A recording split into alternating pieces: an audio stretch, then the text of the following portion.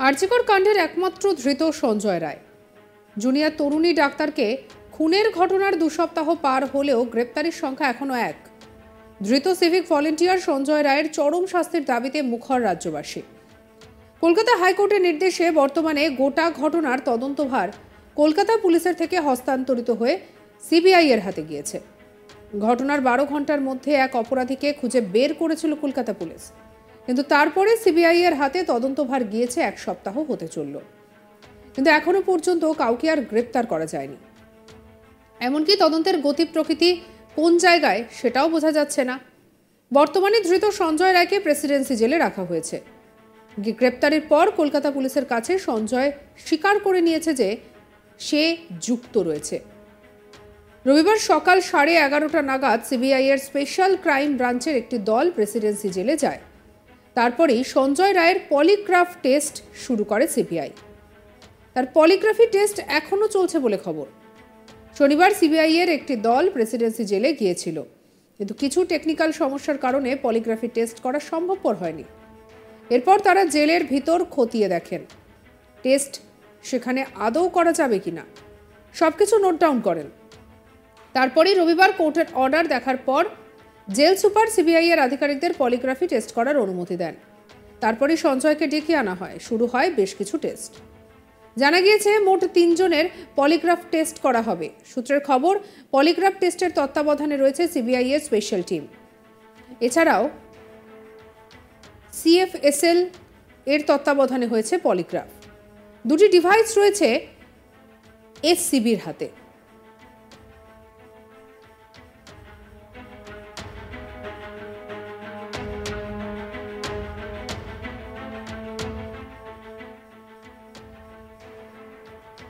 এই নিয়ে আমাদের কলিগ রাজেশ সাহার রিপোর্ট দেখাবো। দুটোর সময় সঞ্জয়ের কিন্তু পলিগ্রাফ টেস্ট ইতিমধ্যে শুরু হয়েছে। আমরা দর্শকদেরকে সবথেকে বড় ব্রেকিং এই মুহূর্তে যেটা জানাতে চাই, এই মুহূর্তে সঞ্জয় রায়ের পলিগ্রাফ টেস্ট শুরু হয়ে গিয়েছে, এই মুহূর্তে চলছে। এবং এখন থেকে 2 ঘন্টা আগে সিবিআইয়ের একটি দল, সিবিআইয়ের স্পেশাল ক্রাইম ব্রাঞ্চের অফিসারদের একটি দল সিএফএসএল এর অর্থাৎ সেন্ট্রাল ফরেন্সিক সায়েন্স ল্যাবরেটরির বিশেষজ্ঞদেরকে সঙ্গে নিয়ে সিজিও কমপ্লেক্স থেকে কেন্দ্রীয় বাহিনীর কড়া নিরাপত্তার ঘেরাটোপে সেই দলটি গিয়ে পৌঁছায় প্রেসিডেন্সি জেলে। কেন প্রেসিডেন্সি জেল? কারণ সেই জেলের ভেতরে বন্দী রয়েছেন এই মুহূর্তে আরজিকর কাণ্ডে প্রধান অভিযুক্ত সঞ্জয় রায়, কলকাতা পুলিশের সিভিক ভলেন্টিয়ার। তিনি এই মুহূর্তে সেখানে বন্দী রয়েছেন। তার কারণ আদালত তাকে 14 দিনের জুডিশিয়াল কাস্টডিতে পাঠিয়েছে, অর্থাৎ জেল হেফাজতে পাঠিয়েছে। এই মুহূর্তে প্রেসিডেন্সি জেলেই বন্দী রয়েছে সঞ্জয়। তাই সঞ্জয়ের যদি এই পলিগ্রাফ টেস্ট করতে হয়, সেক্ষেত্রে কোর্ট তাকে সিবিআইকে প্রেসিডেন্সি জেলের ভেতরে গিয়ে তাকে এই পরীক্ষা করতে হচ্ছে। গতকালকেও সিবিআইয়ের একটি দল কিন্তু প্রেসিডেন্সি জেলে পৌঁছেছিল, কিন্তু কিছু টেকনিক্যাল ইস্যুজের জন্য গতকালকে এই পরীক্ষা করা সম্ভব হয়ে ওঠেনি। এরপরে সিবিআইয়ের আধিকারিকরা জেলের ভেতর খতিয়ে দেখেন যে এখানে কিভাবে এই টেস্ট করা সম্ভব বা আদৌ সম্ভব কিনা, কি সেখানে ইনফ্রাস্ট্রাকচার রয়েছে, এই বিষয়গুলি দেখে তারা সেগুলি নোট ডাউন করে চলে আসেন। এবং আজকে বিশেষ প্রস্তুতি নিয়ে একটি সিবিআইয়ের স্পেশাল ক্রাইম ব্রাঞ্চের বিশেষ দল সঙ্গে সিএফএসএল এর এক্সপার্টদেরকে সঙ্গে নিয়ে তারা প্রেসিডেন্সি জেলে পৌঁছান ঠিক 2 ঘন্টা আগে। 2 ঘন্টা আগে যাওয়ার পর তারা জেলের আধিকারিকদের, জেল কর্তৃপক্ষকে জানান যে তারা পলিগ্রাফ টেস্ট করতে চান। এর জন্য কোর্টের পারমিশন রয়েছে, কোর্ট অর্ডার রয়েছে। সেই অর্ডার দেখানো হয় প্রেসিডেন্সি জেলের সুপারকে, এবং এরপরেই কিন্তু তারা সঞ্জয়কে ডেকে পাঠানো হয় পলিগ্রাফ টেস্টের জন্য। এবং প্রথমে তার কিছু মেডিকেল টেস্ট করা হয়, সেই টেস্টগুলো ম্যান্ডেটরি এই ধরনের পরীক্ষা করার আগে। এবং তারপরেই কিন্তু 2:45 নাগাদ তার এই পলিগ্রাফ টেস্ট শুরু হয়েছে। এই মুহূর্তে সঞ্জয়ের পরীক্ষা চলছে। সঞ্জয়ের জন্য কিন্তু ভীষণভাবে গুরুত্বপূর্ণ। তবে একথাও অবশ্যই বলে দেওয়া প্রয়োজন, পলিগ্রাফ টেস্ট সিবিআইয়ের মতন এজেন্সি করলেও কিন্তু এই পরীক্ষার যেটা রিপোর্ট আসে সেটা কিন্তু আদালতে গ্রহণযোগ্য নয়, আদালতে প্রমাণ বা তথ্য হিসেবে কিন্তু গ্রহণযোগ্য হয় না। যদিও সিবিআইয়ের মতন কিছু এজেন্সি এই ধরনের পরীক্ষা করে থাকে, এই পরীক্ষার মাধ্যমে একটি ডিরেকশন পাওয়া যায় যে যার বয়ান রেকর্ড করা হচ্ছে সে কতটা সত্যি বলছে, কতটা মিথ্যা বলছে।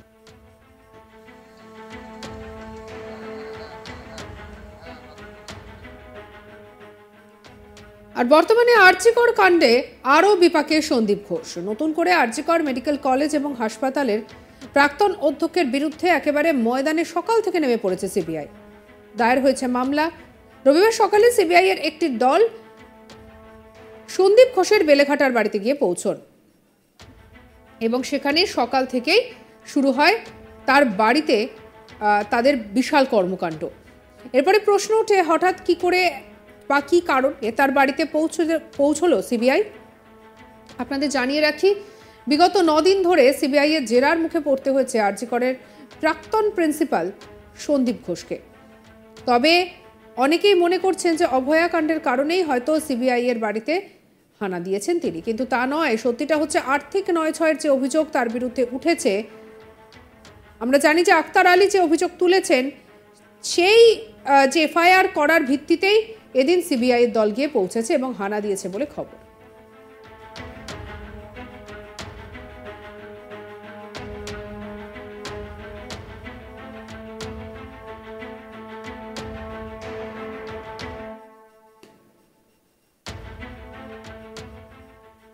কলকাতা হাইকোর্ট সিবিআইকে নির্দেশ দিয়েছে যে আরজিকর হাসপাতালে যে দুর্নীতি তথা আর্থিক নয়ছয়ের যে অভিযোগ উঠে এসেছে, সেই ঘটনার তদন্ত এবার সিবিআই করবে। তবে শুধু নারকীয় হত্যাকাণ্ডই নয়, আরজিকরে যে টাকা নয়ছয়ের অভিযোগ উঠেছিল তারও তদন্ত কেন্দ্রীয় তদন্তকারী সংস্থাই করবে।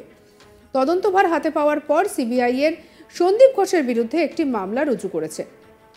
তবে শুধু তার বাড়ি নয়, কমপক্ষে 15টি জায়গায় সিবিআই তল্লাশিতে নেমেছে। তার মধ্যে 3টে জায়গায় সব থেকে বেশি গুরুত্বপূর্ণ। তার মধ্যে প্রথম জায়গা হলো বেলেঘাটা, যেখানে সন্দীপ ঘোষের বাড়ি। সেখানে সকাল থেকে তল্লাশি চলছে। এরপরেই যার বাড়িতে সিবিআই হানা দিয়েছে তিনি হলেন চিকিৎসক সঞ্জয় বশিষ্ঠ। তিনি আরজিকর হাসপাতালের এমএসভিপি ছিলেন। তিনি ঘটনার পর পদত্যাগ করেছিলেন। আরেকটি দল লেকটাউনে ডক্টর দেবাশিস সোমের বাড়িতে গিয়েছিলেন, যিনি আরজিকর হাসপাতালের একজন ফরেনসিক মেডিসিনের প্রফেসর। আর এবার প্রশ্ন জাগতেই পারে যে এই 3 জনের বাড়িতে কেন সিবিআই দল হানা দিল। আরজিকর হাসপাতালে যিনি প্রাক্তন ডেপুটি সুপার আক্তার আলী, তিনি কেস করার সময় আরজিকর হাসপাতালে টাকা নয়ছয়ের বিষয়টিতে এই 3 জনের নাম উল্লেখ করেন। আর সেই সূত্র ধরেই সিবিআই তাদের বাড়িতে তল্লাশি অভিযানে যান। আর এই সবকিছুর মধ্যে এবারে প্রাক্তন অধ্যক্ষের বাড়িতে সিবিআই পৌঁছেছে এবং আমরা সেই ছবি সকাল থেকে দেখতে পেয়েছি যে দফায় দফায় তাকে জিজ্ঞাসাবাদ এবং মাঝখানে তাকে 1 ঘন্টার একটি বিরতি পর্ব দেওয়া হয় খাবার খাওয়ার জন্য, এবং তারপরে বিরতির শেষে আবারও শুরু হয় এই পুরো বিষয়টা। তবে আরজিকর কাণ্ডের একমাত্র ধৃত সঞ্জয় রায়, জুনিয়র তরুণী ডাক্তারকে খুনের ঘটনায় 2 সপ্তাহ পার হলেও গ্রেপ্তারির সংখ্যা এখনো 1। ধৃত সিভিক ভলেন্টিয়ার সঞ্জয় রায়ের চরম শাস্তির দাবিতে মুখর রাজ্যবাসী। কলকাতা হাইকোর্টের নির্দেশে বর্তমানে গোটা ঘটনার তদন্তভার কলকাতা পুলিশের থেকে হস্তান্তরিত হয়ে সিবিআই এর হাতে গিয়েছে।